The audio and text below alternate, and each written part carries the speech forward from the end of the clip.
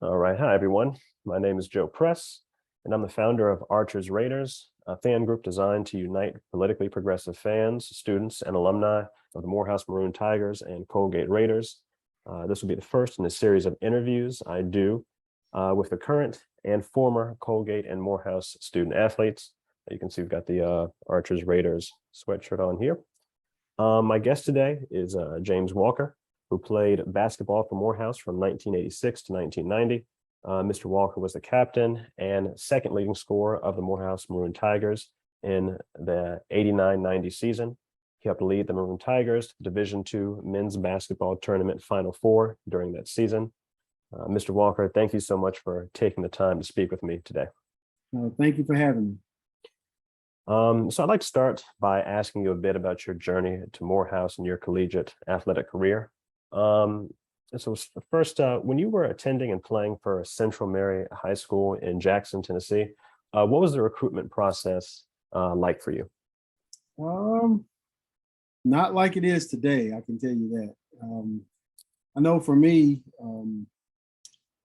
my mom worked at Lane College for over 44, 45 years.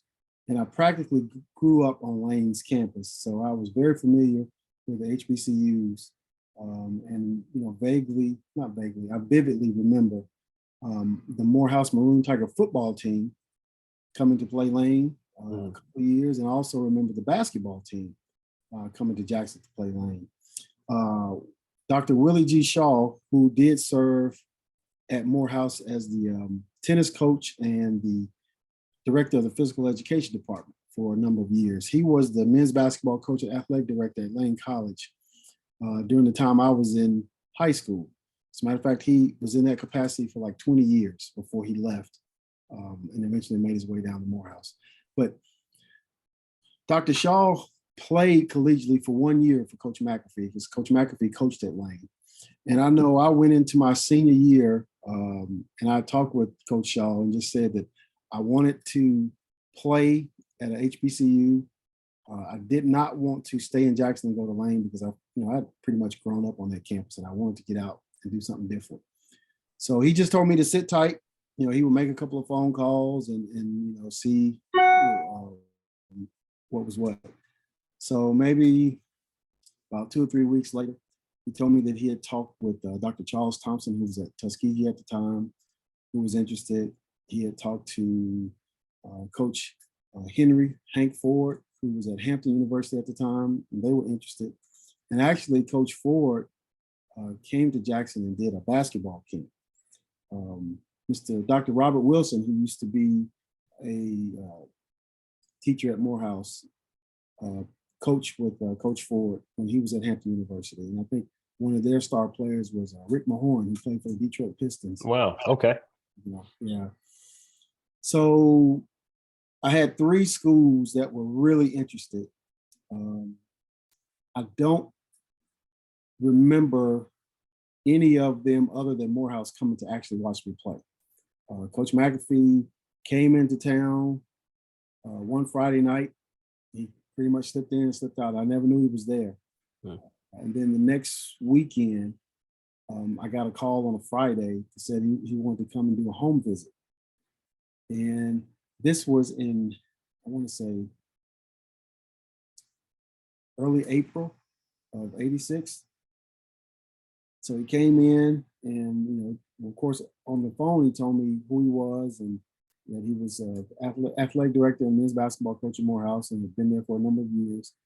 So I immediately started researching Morehouse. I'd heard of it, but I wanted to get more information about the school. So everybody that I talked to around here, people that I know and trust, had nothing but great things to say about Morehouse. And it was like, man, Morehouse is interested in you. That's pretty big. So he came in, talked with my parents and I was really intrigued by the things that he was saying and how I could develop not only as a basketball player, but as a young man, matriculate through Morehouse. So he offered me a full basketball scholarship, which was kind of unheard of. I don't think Morehouse does that now, but Very rarely, yeah. Yeah, full tuition, room and board scholarship. The only expense that I had when I was there, I had to pay for my books. So I signed that day, and I still have the letter for the talent grant that I signed for. I think at the time it was probably only like $14,000 to go to Morehouse. Wow. Now it's like maybe triple, quadruple now. Yeah. But so I signed. I never forget. I signed on April 14th, 1986. So that was pretty much the extent of my recruiting. Like I said, I did have other schools that were interested, but I think Coach McAfee was the only one who actually came, to watch me play. Because during the home visit, he talked about some things that I did in the game that really impressed him, and talked about how he felt like I could come in and make an immediate contribution to the team, which was, you're a 17-year-old high school kid. That's pretty big for a college coach to come in and say that he wants you to come and be a part of his program, and that you could be make an impact. So That's awesome. I mean, so it's really interesting that you had you're very proactive, I think, about like you had a decent idea of like the type of school you wanted to go to, right? And then it was sort of that reciprocation of proactivity from Coach McAfee that really sold you on Morehouse. And okay, that makes sense. That makes perfect sense. So yeah, speaking of Coach McAfee, yeah, for those who don't know, he's the winningest coach in Morehouse basketball history. So what was it like to play for him? Like, what was his coaching style, and what was your relationship like with him when you were there? I had a great relationship with Coach McAfee, and I know from being in coaching that you as a coach, you have a relationship with all of your players, and no two relationships are alike. But Coach McAfee just had a way of making you feel special, like you were the most important part to the team. At least that's how I felt. And I know throughout my 4 years there, not a week went by that I didn't spend maybe 2 or 3, maybe 4 hours in his office talking to him. Not all at the same time, but I would go up in between classes, maybe go up and talk to him after practice. But I always checked in with him and let him know how things were going, and just kind of picked his brain on a lot of things that he wanted as far as basketball was concerned. But I guess the biggest thing that I admired about Coach McAfee was that he cared about us as people. Mm. So he was real big on us going to class and being outstanding citizens. I think that was the biggest thing. That's awesome. That's awesome. I mean, every account I've read about him suggests that he really was to your point, not just a phenomenal coach, obviously, but a phenomenal human being. And I think what you're talking about with your experiences with him and your relationship with him really speak to that. So that's awesome. So what are your fondest memories, or some of your fondest memories of playing basketball at Morehouse? Well, my fondest memory is just the way we were treated. I never experienced playing on the Division I level. I only heard stories about it. I know several guys that played college basketball on the Division I level, and to listen to the things that they talked about in terms of how they traveled and the hotels that they stayed in and the perks that they had just from playing on the Division I level. Morehouse did not have to take a back seat to anybody. I know from my freshman year on, I mean, anytime we played, we always took a charter bus. We always stayed in nice hotels. We never went to a game and just got off the bus and played and then came right back to Atlanta. I mean, we would travel. We'd have a day in between. We'd have a day to practice, and after the games, we would still stay the night and come back the next day. So we were a Division II school, but we conducted ourselves like a Division I program. And I know at the time, Morehouse didn't have as many sports, because I know when I was a student there, they only had football, men's basketball, track and field, and tennis. So, you didn't have to compete with anybody for institutional funds. I know they have a lot more sports now. Mm-hmm. It's a little bit different, but, we were for lack of a better word, treated like kings, which that's my fondest memory. I mean, I can remember, flying to Norfolk, Virginia to play, taking a charter bus down to New Orleans and spending, 4 or 5 days to play 2 games and all that came with that. And, just doing things like that. So, I think Coach McAfee did a lot to make it a great experience for us. Gotcha. Yeah, that makes perfect sense, and I can see how those trips, and the sounds like obviously the class with which you all were treated, but also I guess the opportunities to like bond with the teammates and stuff on these trips, stuff like that. I can see why that would be why that would stand out to you. Yeah, I do want to ask actually one more question about, if you don't mind, about the Final Four season in particular.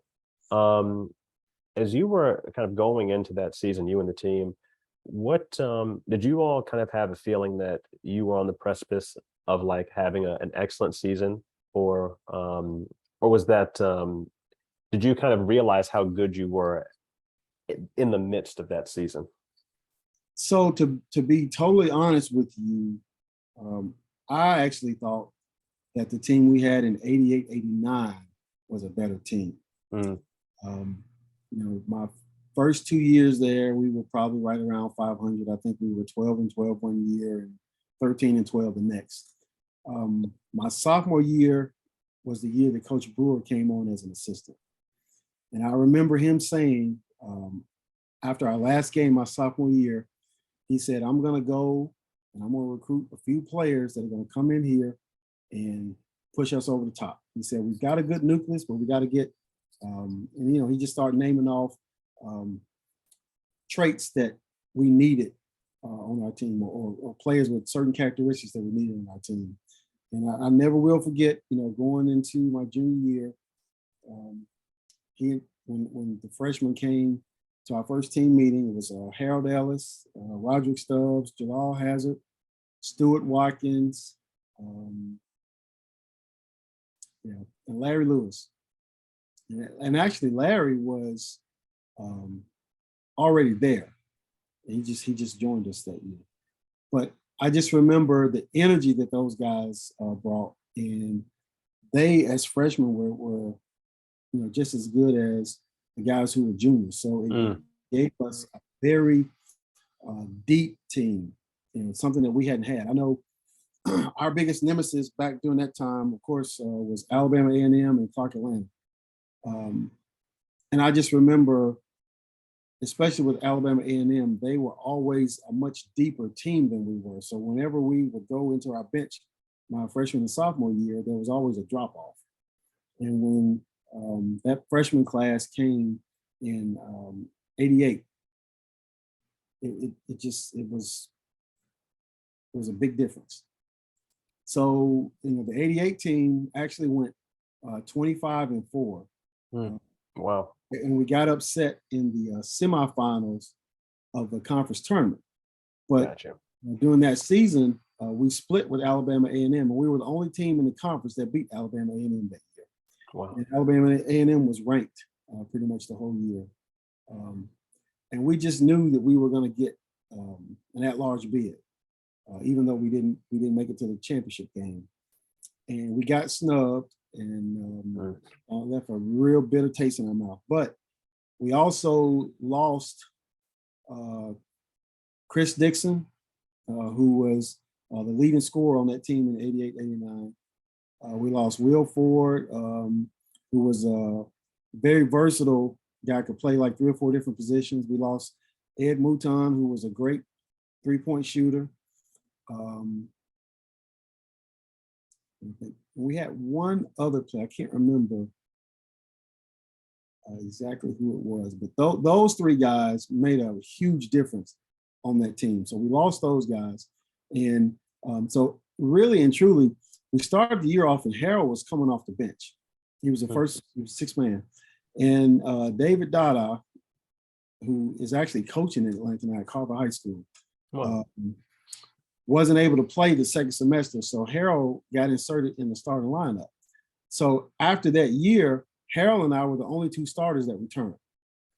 So we knew that we were going to have some guys that were playing in a backup role that were going to probably be in the starting lineup the next year, but we didn't have as great of a recruiting class. So to be totally honest with you, I didn't really know what to expect. I just, I can remember being asked by a reporter in the preseason, what expectation did I have for our team? And, I was being honest. My answer was, I'm just going to try to solidify what we have this year and just do the best that we can. And, blink your eyes and we're 15-0, going to Albany State to play. And we lost to them. I think we may have been 17-0 when we went to Albany State. But we lost to them. And then we lost in Virginia to Virginia Union. Well, let me back up. We lost in a Thanksgiving term to Virginia Union. So we went to Albany and we were 17-1 at the time. But we had gotten ranked in the Black College Sheridan poll, and we were probably like 13 or 14 in the nation in Division II just because of our record. And we lost Albany State, so we were 17-2 going into the last part of the season. And then we lost 2 games right there at the end. We lost at Columbus State, and we lost at home to Miles College. And that was the first home loss that we'd had in 2 years, because we went undefeated at home the year before. And we won all our home games up to that last game.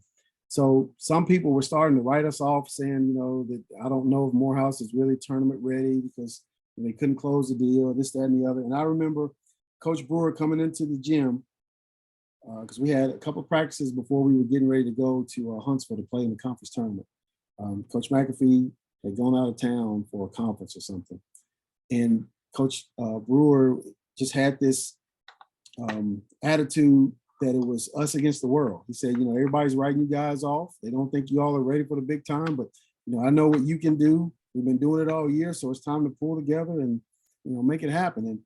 And from there, it just seems like it snowballed and we just got better and better. We went to another level. I can remember going to the conference tournament. We beat, I want to say, Fort Valley in the first game, and we I think we beat Savannah State, and then we played. We beat Fort Valley. Then we beat Payne in the semifinals, and we had gotten upset by Payne the year before. And then we beat Albany State in the championship game, and then we went to Norfolk, Virginia, for the NCAA South Atlantic region, and we played Virginia Union in the first game. And like I said, we had lost to them early in the year, and we beat them. And then came back the next night in the South Atlantic Region championship game and beat Florida Tech. And really, after the conference tournament, none of us really knew what to expect. So it was like just taking it game by game. And the next thing you know, we're in Springfield, Massachusetts, and we're 3 games away from a national championship. And came out and jumped on top again in University in that first game. Matter of fact, I think we were up like 21-1 in the first 6 or 7 minutes. But true to form, we let them back in, but we held on at the end and won. And then we lost to a Cal State Bakersfield, in the semifinals. So, but that was a heck of a run for us because, like I said, I didn't know that we were as good as we were. When I think back on it, back on some of the games that we played and the personnel we had, we were really good. But at the time that we were going through it, I don't think we really realized it. Like I said, we were just taking it game by game. But I will say this, though. We went from, as juniors, to hunting teams. And in my senior year, we became the hunted. I think after I finished, Harold and Jiz and Rod and Stu and all those guys, they had an even bigger bullseye on their back. Because I think they were really lofty expectations for those guys, their junior and senior year. And they ended up winning, another conference championship or 2. But I'll tell anybody, it's tough once you get into the NCAA tournament. All the teams are good, and it basically comes down to you peaking at the right time and not having any injuries and having some things that go your way. So, and I don't think there has been another team out of the SIAC or the HBCU that has gotten as far as we did in that 89-90 season. Mm. So say that, the older I get, the more I appreciate it, just because of the things that we did. And like I said, going through it, you don't really think about it because you're in the moment. But Right. after Yeah. 30 years, having a chance, time to reflect on it, it's special. It's special. No doubt. It really was. I mean, it's an amazing accomplishment. I tell you, I was made aware of that team by my dad. He had graduated obviously about a decade before you guys were making this run. But when I was uh, in high school, maybe my senior year of high school, I remember my dad had brought up that I'm talking about like athletics at Morehouse, and he talked about that great Morehouse team. And it was interesting. I was made aware of you actually by one of your teammates, Stuart Watkins. He Yeah. posted. Mhm. Um, yeah, he posted a couple games that I guess maybe his mom or some family member had recorded that had Mhm. come on BET Sports Mhm. back like when, in like that season. And Mhm. so I actually watched the entire game that you guys played in what would have been, I guess, like the Elite Eight against Gannon.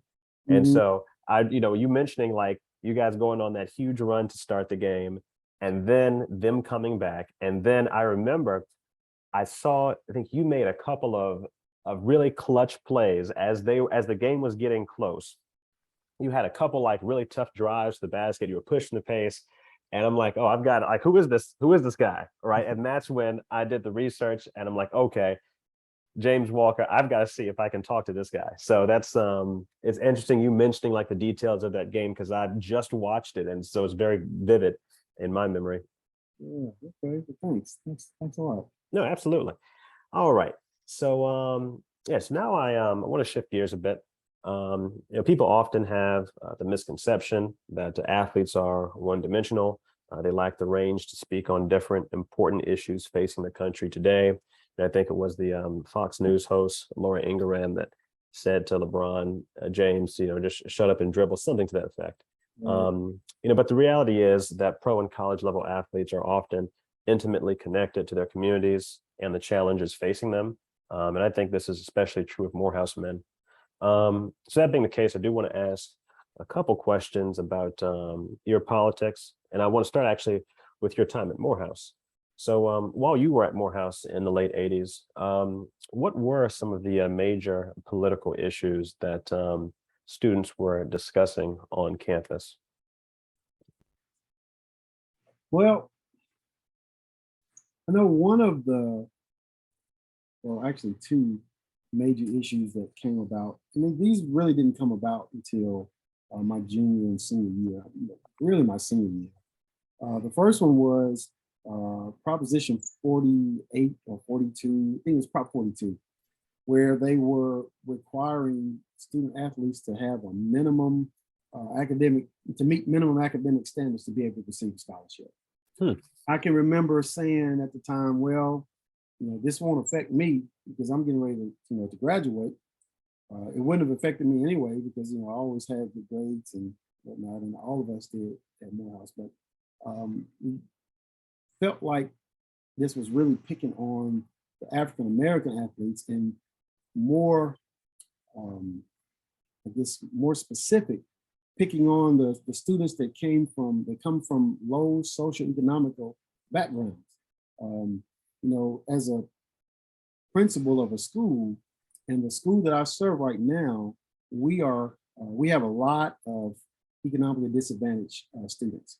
I would probably say that our economic disadvantage percentage of students at our school is probably somewhere around 85, 86%. So Wow. that's pretty high. Yeah. So when you put more barriers or more challenges or more roadblocks in front of students that are already struggling and don't have a lot of hope and really not being told the truth, it just makes it hard. So I can remember a lot of us, and I say I'm talking about athletes at the time, Mhm. just having discussions about how that was going to impact athletic programs. And I know for a while they were really, really strict with that because there were some people that I knew that were coming out of high school that couldn't accept the scholarship just because they didn't have the ACT score. They didn't have the minimum GPA that they needed to have. So, and I just felt like at the time that that was geared toward just making it tougher for us to get into school. Yeah. Now, as far as the minimum academic standards and whatnot, and when I was an assistant principal at high school and I was a principal at high school, that was one of the things that I preached, that you have got to get it done in the classroom before you can do anything else in terms of representing the school. But, and I'm not saying that people should lower their expectations, but they also need to have other ways that people can do what it is that they have a talent for, versus just being cut and dried and saying, well, if you didn't do well on this test, so you can't do it. Because one thing that I do know is that everybody's not a good test taker, and in a test does not determine what is in somebody's heart and what's in somebody's mind, and it never can determine how someone is going to push through things and how they can persevere through things. So, but I know that was one of the hot topics my senior year. And another hot topic, and I would say this was a hot topic all 4 years, but it kind of came to a head my senior year, because I don't really remember. I remember in April there was a march in Washington D.C. And they said it was probably like 3,000 people participated in support of legal abortion in the United States. But there was a time when a lot of my sisters at Spelman were advocates for, not for abortion, but for freedom of choice. And I can remember Maynard Jackson, who was the mayor of Atlanta. Morehouse man. Yeah, exactly. He came and spoke to us at a Crown Forum, and repeated what Dr. King said, that injustice, a threat to injustice anywhere is a threat to justice everywhere. And that is kind of what everyone was talking about when they were talking about freedom of choice. They were like, if the government is going to come in and take away rights and tell you what you got to do, then it's only a matter of time before they start doing that with everything. And I think that's kind of what people are saying now. I don't really agree with Supreme Court turning back Roe versus Wade. Not that I'm saying I'm that I agree with abortion, but I do think that people should have a right to choose what they do with their body. I don't think that's something that the government should do, or having different religious groups push their agenda through, which I feel like has happened. Yeah, that makes sense. I mean, that's so interesting that I was completely unaware that abortion rights was kind of a hot topic of discussion in like the late 80s. But that's something that was really I guess animating for the student bodies of the AUC. That's interesting. And it's also to your first point about the having sort of the minimum GPA requirement for playing sports at the collegiate level. Yeah, I think I mean, I agree with all the points you made, especially when one considers that college athletes, being a college athlete is basically like working a full-time job, along with what you're required to do as a student, and also to your point about some students not being the best test takers. Also, grades in general can be quite subjective. They can depend heavily on who you have as a professor, what the nature of your relationship with your professor might be, and so yeah, to take, I guess, to try to condition a person's ability to leverage their talent into something great on like how good they are at like this other thing that, when it comes down to it, it's not like super related. It doesn't logically make much sense. Right, exactly. All right. Okay, cool. So we're gonna move on. I'm gonna ask you about a few more recent political issues facing America. And we'll start off with this. So this point, it's been a couple years since George Floyd's murder at the hands of the Minneapolis police. During the protests following his death, there was much talk about police reform. Some people even called for defunding the police. And so my question for you, in the last couple years, do you think enough has been done to fix the police brutality and corruption that poor people often endure in impoverished cities and counties across America? Well, I can remember back in 1990, I think it was in January, there was a Hispanic police officer that shot and killed a black motorcyclist who was speeding. And I think this happened like in Miami, Florida. So I can remember way back when I was in school and stuff like this was happening. And you also had Yusuf Hawkins, who got shot in New York. It sparked a lot of racial tensions during that time. So, you know, and I can say this, and I feel very confident about this, because my wife works for the police department here in Jackson. And it's just like any other organization. You have some good people in the organization, and you have some not so good people in the organization. So I just think that it was, I guess, a bad situation where George Floyd ran into somebody who had issues. I don't think that particular police officer represents all police officers, but again, you do have some bad ones, and I just feel like it was a really, really unfortunate situation. You know, like I said, I do have family members that are police officers, so I can't paint the police department with a paintbrush and say they're all bad and they're all corrupt, because I know, you know, for a fact that they're not. Because I've got people in my family that are, like I said, that are police officers. But I just think that you can get down to it and you can weed out the people who are not for your organization. You know, it makes everybody else better. But you know, I felt really, really bad for that situation that happened in Minneapolis. I mean, you know, for the whole George Floyd family and everybody that was involved in the way that it happened. But at the same time, you know, I don't think that policemen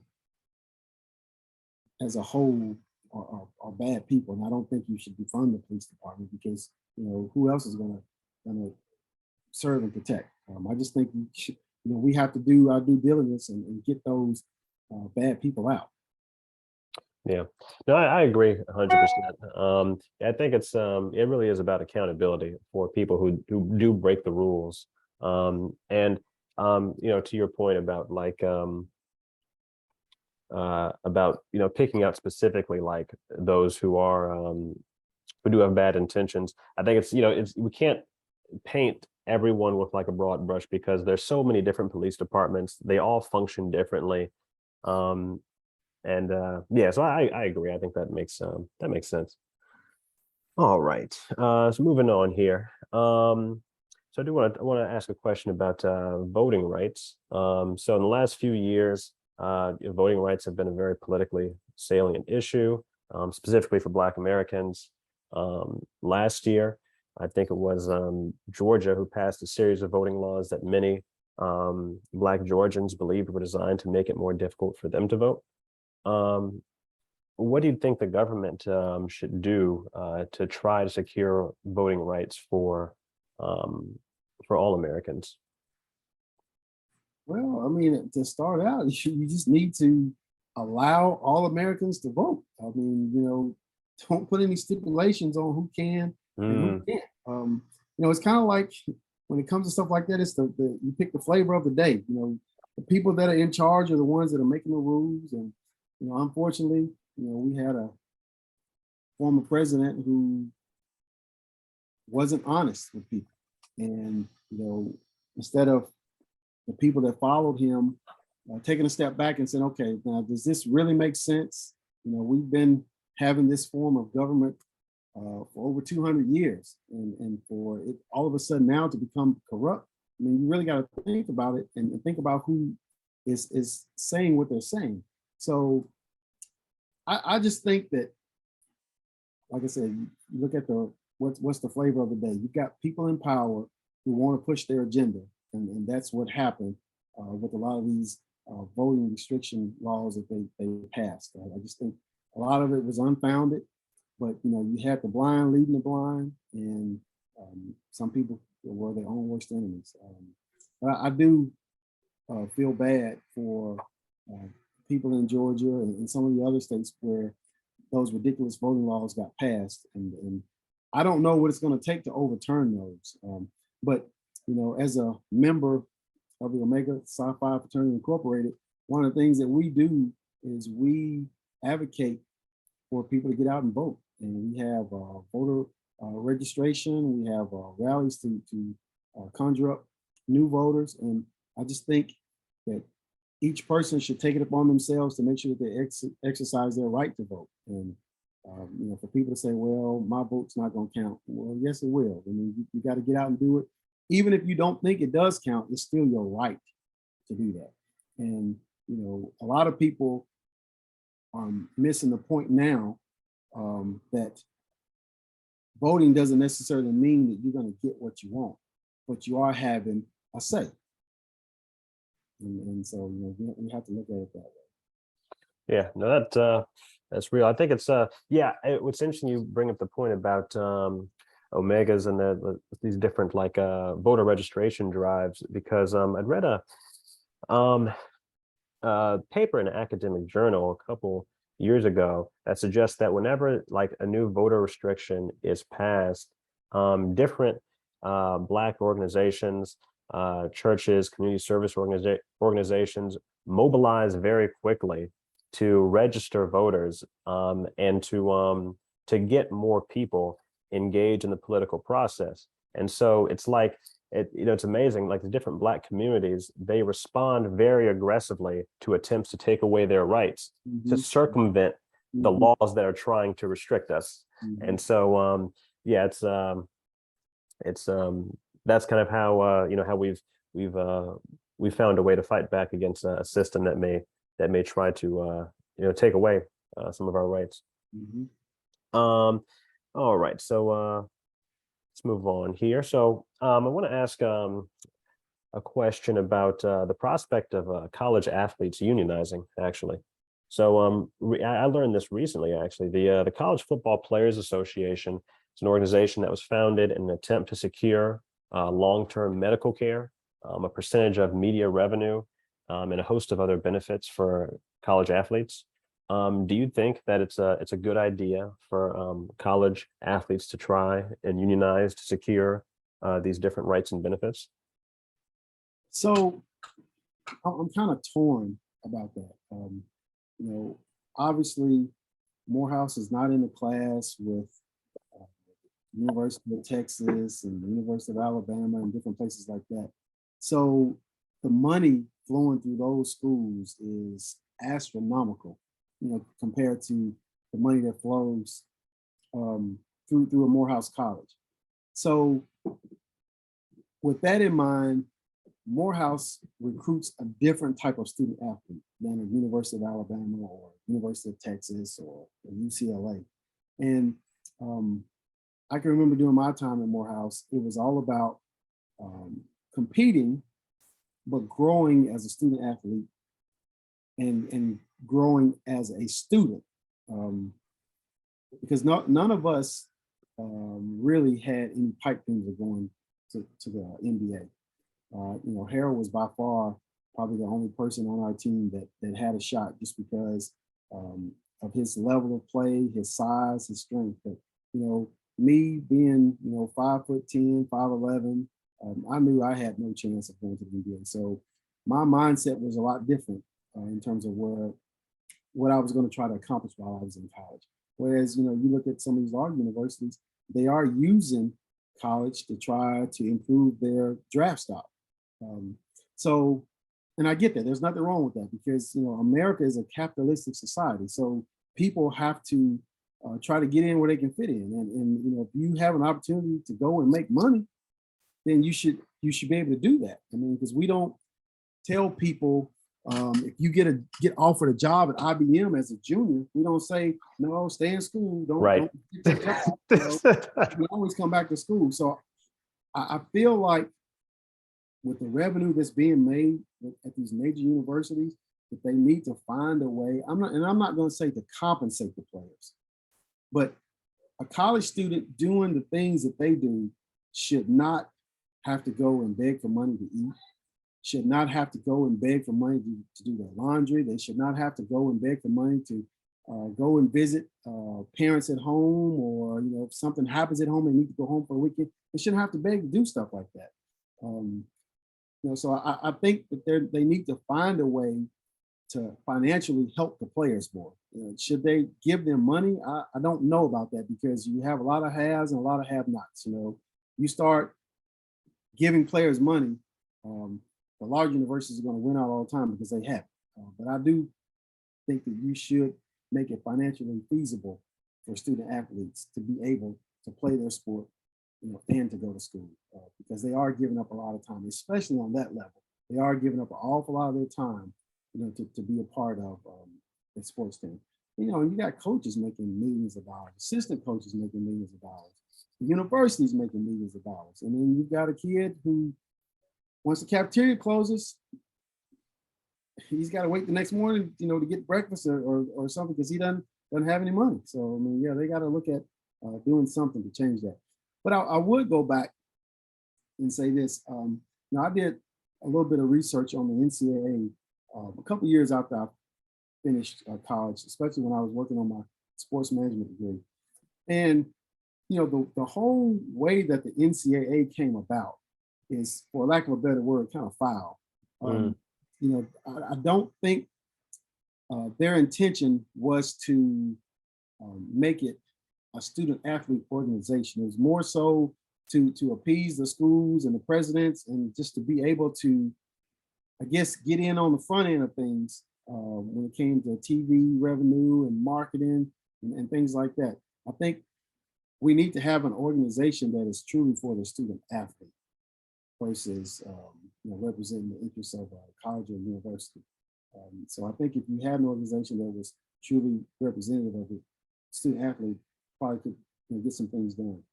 Does that mean unionizing? Not real sure about that. But then when you think about something like that, it all comes down to the leadership of that organization. So if your leader's got a good heart and that person is going to do the right thing and they're doing it for the right reasons, then it will be okay. But if you get in there, if you have somebody to get in there with a hidden agenda, then that won't turn out too good.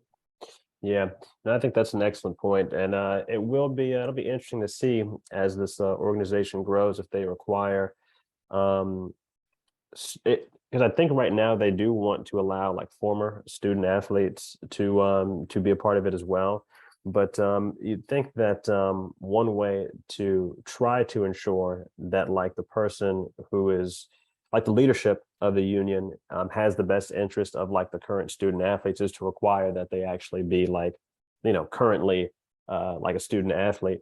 And I think perhaps having like different chapters of unions in different conferences could be useful. That way, they can bargain for like what's possible for them to get depending on like what the school has access to, right? Because to your point, right, what Morehouse has access to is completely different than like what the University of Alabama does. And so these two groups of students aren't going to have exactly the same needs, and the school isn't going to be able to provide those things for them. Right. Yeah.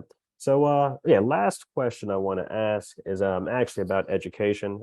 This is something that's been a pretty big deal, and I'm sure as teachers in Howard County in Maryland, we go back to school, we'll be talked to about this by our administrators. So yeah, anywho, I know you've had a long career in education, working as a teacher and administrator. Recently, many Republican politicians have made efforts to ban the teaching of what they call critical race theory in public schools. And what do you well, first, yeah, what do you make of this? Is this something that's come up in that you've had to deal with in Tennessee? So I haven't had to deal with it at my school. We have probably over 90% of our students are African American students. So it hasn't been such a hot topic at our school. There are other schools in our district where I've heard that it has come up, maybe not to the to the same level that it has nationally, but it has come up. And then there are some surrounding counties in Tennessee, and then some down in northern Mississippi, northern Georgia, eastern Arkansas that are closer to the Tennessee border that have had some issues. Again, I look at the flavor of the month. When you get people in leadership positions and they have an agenda, they're going to try to push it. I don't agree with a state or a government telling us that you can't do any critical banning critical race theory or the teaching of critical race theory, because at the end of the day, it is still our history. And for those who don't know history, then we're doomed to repeat it. And so it's a black eye to white America, but it is what it is. And again, I think it comes down to how it's being taught in school and what's being taught in school. But at the end of the day, it's fact. It's not something that we made up. It actually happened. And I think, all students, regardless of their color, they need to know, the history of our country. And that's not to say that, because I know a lot of people who are not in favor of it, they look at it as when you talk about things that happened in the past, it makes the white students feel bad. Right. Mm-hmm. It's not, about anybody trying to make anybody feel bad, but it's just trying to impart knowledge so that people know what has happened. They know why people feel the way they feel when you start talking about things that happened in the past. And it just gives people more knowledge, and with knowledge is power. And so if people know better, they tend to do better. And so that's kind of how I feel about it. But for me, I don't have that particular problem with my school because of our demographics and our student population, the makeup of our student population. But I do strongly feel that we should be able to tell his story, Right. Yeah. So because we didn't make it up, we didn't write it. It happened, and we should be able to talk about it so that it doesn't happen again. So. Yes, sir. And I agree 100%. That's I think that's very well put. I don't really have anything to add to it. I will say that I'm in a similar position. Maryland's a pretty liberal state, and Howard County is a pretty liberal county. So we haven't had to deal with it as much as I'm sure certain counties in other states may have to. I've heard some stories out of Florida that are pretty rough. So fortunately, at least at this point, we haven't had to deal with it either. But yeah, I'm 100% in agreement with your position on it. All right. Well, I think that'll do it for the interview. I'm gonna go ahead and stop the recording now, and we may have a couple words after that. But yeah, thank you again, Mr. Walker, for joining us. I really do appreciate it. Thank you for having me.